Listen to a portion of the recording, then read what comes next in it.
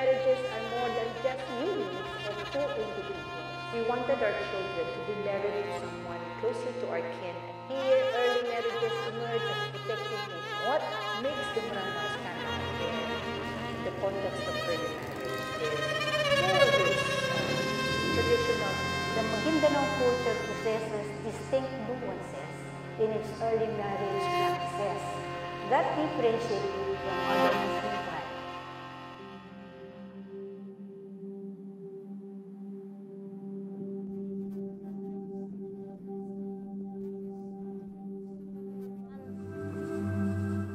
September 11, na time ato. Bali, gasagop kog tubig. Sige siyag tanaw. Tapos, nag-ingon siya na, kuhaan ako imong number. Nako, ay di ko. Dili ko ganahan. Tapos, bali, pag uli na ako sa balay, paggawas na ko, naanapod siya. Nako, naanapod siya. Kumbaga, mura kog, sige kog smile ba pag makita na ko siya.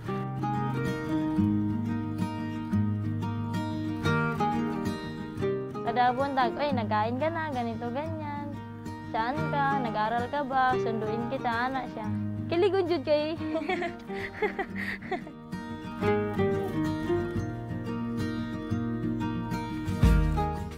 Anto dyan, nahimo may ani-ana. Nag-amigo mo, sige mig text, anak. Tapos, kuan ba, yung hatid sundo na ko niya sa main campus. Tapos dito na, naguyab na mi. Tapos mga pila ka, mag-isa ka bulan, may giulian ako siya. Isa sa rason niya po nang man nagpakasal ko, di na ko ganahan na sustentuhan pa ko sa akong papa kasi tiguwang na kumbaga maluhoy na ko sa ilaha ba. Ganahan ako kumbaga sariling kayod na lang gyapon.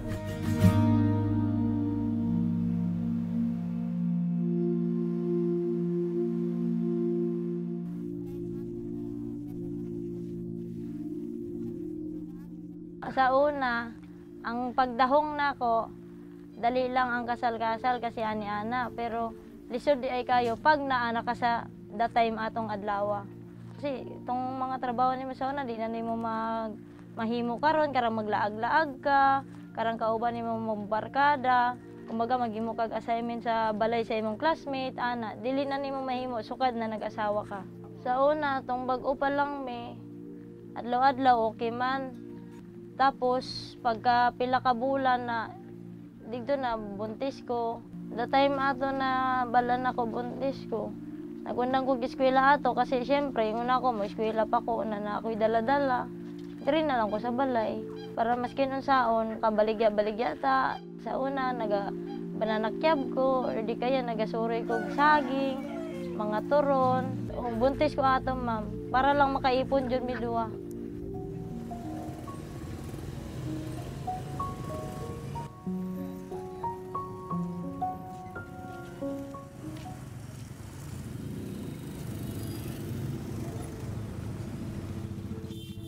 Ayan yan, so ayan na, yung balay, yung balay ko, magkapinsang kami, at kami makatalo. Then, gusto namin yung mga anak namin kasi close kami magkabalay. Gusto namin yung mga anak namin, kami ang magkabalay. Ana mapia. Alhamdulillah, yung watakan na niya pangaraw mapia mama. Amane, panaway nasaktan ako ang baybaya, natalima ko kaya masuk turni kapian. Na mangula pun sekan. Di pandai sekanina galau maka mangula vera. Natalima ko rin kaya mas ko nanggulan niya. O di mga masih na masalas kanin, makamulta. Masla baik, masla. Pausan itu, ibuan. Lo kami puasa. Kuana. Iba Matarami.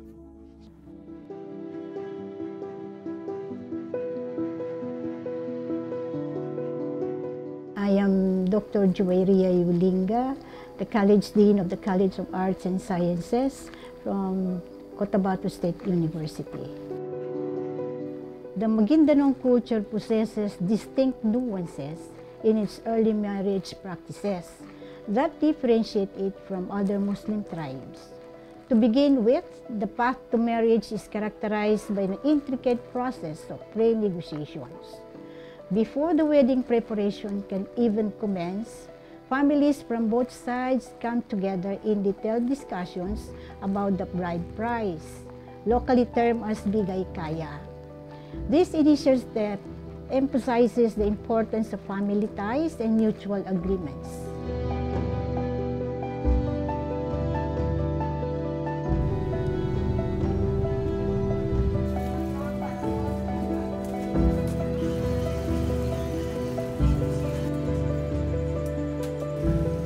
There are instances within Maguindanao culture where practices surrounding early marriage do not align or differ with Islamic principles. In examining the marriage practices of Maguindanao culture, there are moments where certain traditions seem to diverge from established Islamic principles. A prime example lies in Islam's emphasis on the maturity of both partners entering into a marital bond. Ito yung sa Islamic perspectives, hindi pwedeng ikakasal yung wala pa sa matinong pag-iisip. Yung hindi pa niya kaya ang sarili for the family. The Maranaos are known for very clannish, very strong kinship, and I should say one of the things that the Maranaos are very proud of, because due to kinship, the strong ties that the Maranaos have, the Maranaos help one another.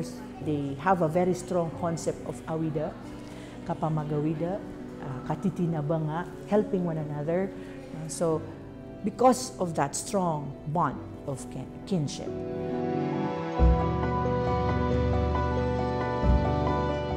In Islam, women cannot be married to anyone without any consent. But there are cases where early marriage is being practiced in the Maranao culture because of so many reasons. And one of these is actually poverty. Another is lack of education, because people do not know the mental and physical health consequences of early marriage. And the third is actually the social norm.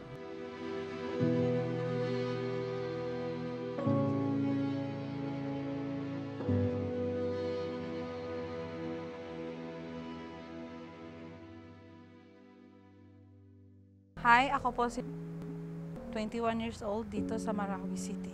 Pakasal po ako noong 15 years old pa po ako. So, kwento po nun is, nagkaroon po kami ng relasyong dalawa. Nalaman po ng both parents po namin, nag-usap po yung both parents namin na idaan po sa magandang proseso po, na which is gawing halal yung relationship po namin. So nagpakasal po kami noong April 23, 2017. After a month, nagkaroon po ng Marawi Siege.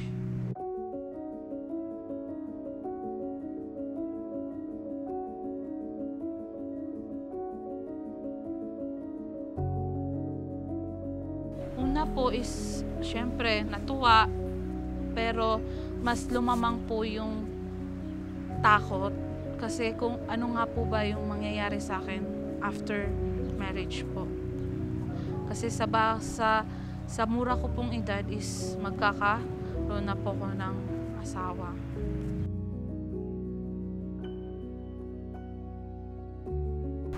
Hindi po siya madali kasi may mga maririnig kang discrimination sa ibang tao, kasi sasabihin ng iba, maaga kang napangasawa, hindi ka na makakatapos ng pag-aaral mo. Diyan na yung natatapos na yung journey mo, yung mamaliitin ka ng ibang tao.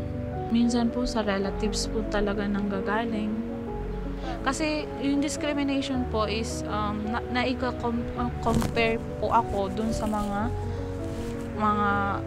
pinsan ko po na mga successful po sa studies.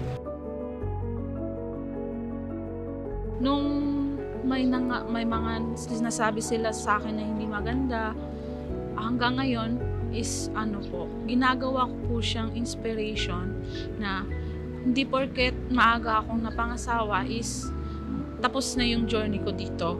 Gusto kong ipakita sa kanila na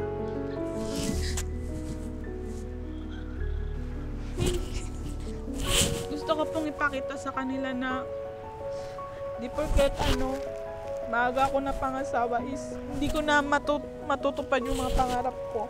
Kasi mas dumoble pa po yung hard work ko na mas dumoble pa po yung motivation ko na gusto kong makapagtapos para wala po silang masabi sa akin.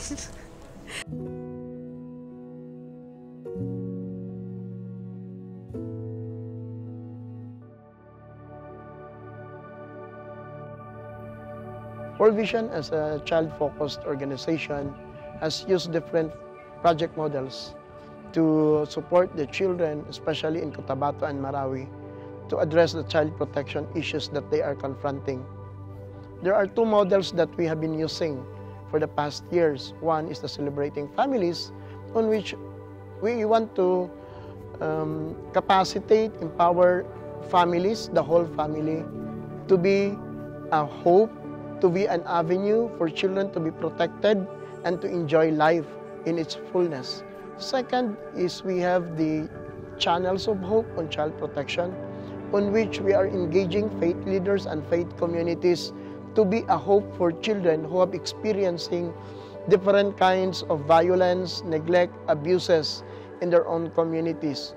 We want to empower these faith communities. We want to capacitate them, for them to provide support, for them to be a channel of hope, a real channel of hope for protection, especially children under their care and children under their communities. And we are looking forward to engage more faith communities to work for child protection. We are looking forward to engage more faith communities and leaders and even traditional leaders to be an advocate of child protection within their family, within their schools, and within the respective communities.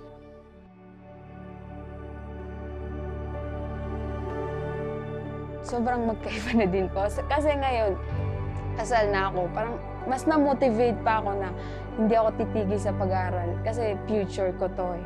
Ang pangarap ko ngayon is magtapos kami ng pag-aaral ng asawa ko together para sabay na kaming gumraduate. Ang masasabi ko lang po about sa early marriages, hindi sa kinukuhan ko yung religion. Pero hindi ko nire-recommend yun. And hindi ko din sinisiraan. Pero sa mga bata pa yung, sa mga kabataan pa ngayon, wag muna. hindi sa nagsisisi ako or ganito, ganyan. Pero mas maganda pa din yung mag-aral kayo ng mabuti. Nandyan din habang nandyan yung parents nyo, parang mag-aral kayo ng mabuti.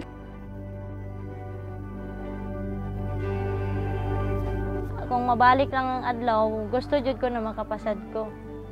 Kung papilion ko, mas gusto na ako mag-eskwela kaysa mag-asawa para lang sa akong pamilya, para makatabang.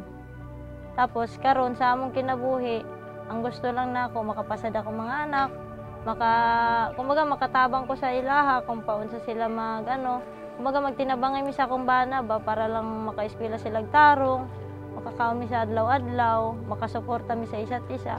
Pero kung ako lang patagan sa isa ka adlaw, akong pamilya. Gusto na akong matagan o kura sa akong mama. Kasi sukad nagasakit siya, ako lang nagaano sa iyaha. Kumaga ako nag-aalalay sa iyaha, ma'am, hantod karon lang.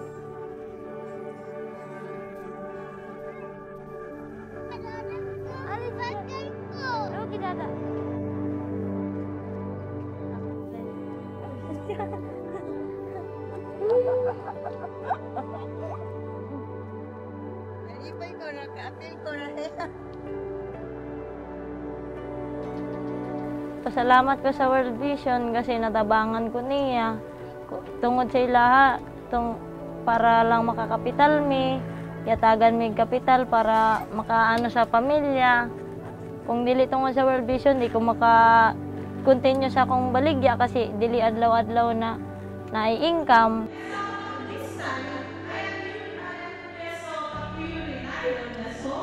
Naitulong po ng World Vision sa buhay ko ngayon is maging positive thinker. Kasi nga po, di ba, una is wala na po akong maisip kundi mga negative na sasabihin ng ibang tao, pag nalaman na early marriage ako.